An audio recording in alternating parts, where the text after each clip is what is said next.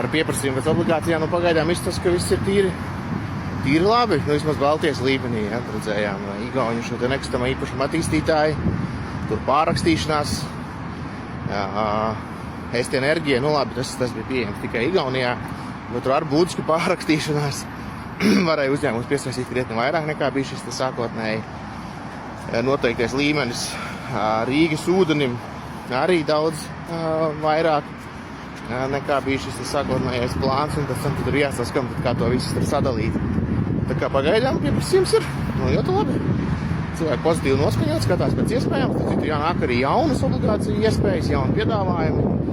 Burtiski tur katru dienu, bet katru nedēļu pa kādam vai vismaz vienam vai pat vairākiem tiek publicēti. Tad šonadēļ OC Vision, kaut kā te nesen bija Soštines Bokstai, tas tur atkal tāds nodrošināta obligācija, manuprāt, bija. Un piedāvājumi nāk, apetīte cilvēkiem ir, un kamēr mūzika spēlē, tikmēr visi dansojam, vai ne?